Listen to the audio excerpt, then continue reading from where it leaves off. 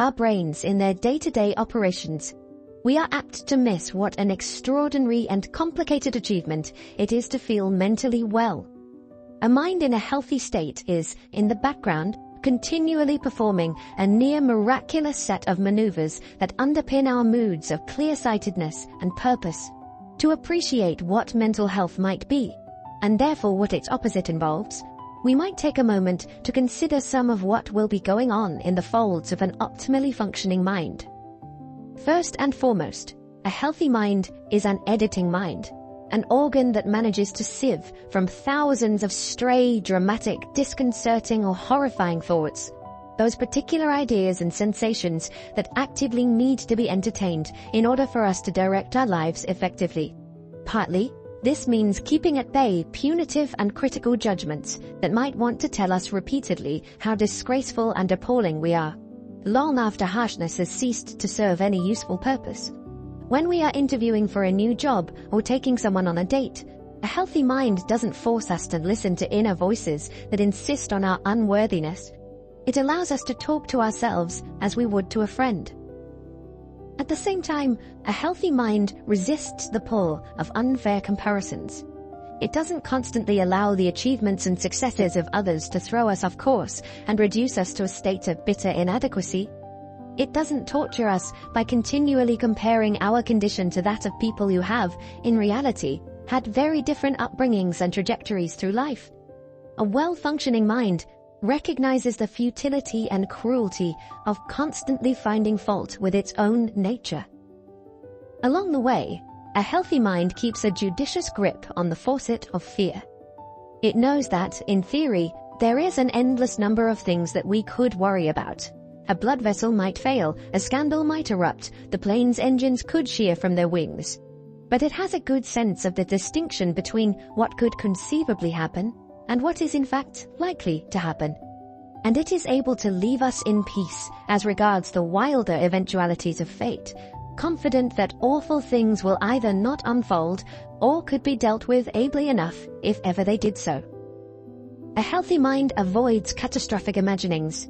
It knows that there are broad and stable stone steps, not a steep and slippery incline, between itself and disaster.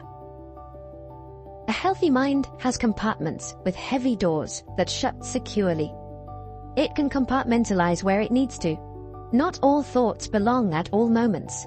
While talking to a grandmother, the mind prevents the emergence of images of last night's erotic fantasies. While looking after a child, it can repress its more cynical and misanthropic insights.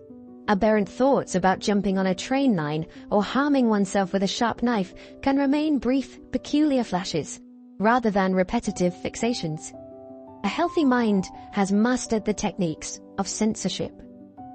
A healthy mind can quieten its own buzzing preoccupations in order, at times, to focus on the world beyond itself.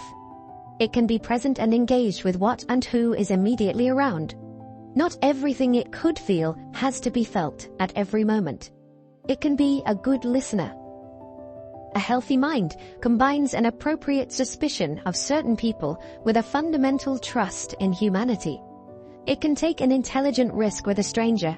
It doesn't extrapolate from life's worst moments in order to destroy the possibility of anything good emerging with a new acquaintance. A healthy mind knows how to hope. It identifies and then hangs on tenaciously to a few reasons to keep going. Grounds for despair, anger, and sadness are, of course, all around. But the healthy mind knows how to bracket negativity in the name of endurance. It clings to evidence of what is still beautiful and kind. It remembers to appreciate. It can, despite everything, still look forward to a hot bath, some dried fruit or dark chocolate, a chat with a friend, or a satisfying day of work. It refuses to let itself be silenced by all the many sensible arguments in favor of rage and despondency. Outlining some of the features of a healthy mind helps us to identify what can go awry when we fall ill. We should acknowledge the extent to which mental illness is ultimately as common and as essentially unshameful as its bodily counterpart. True mental health involves a frank acceptance of how much ill health there will have to be, in even the most ostensibly competent and meaningful life. And we should be no more reluctant to seek help than we are when we develop a chest infection or a sore knee, and should consider ourselves no less worthy of love and sympathy.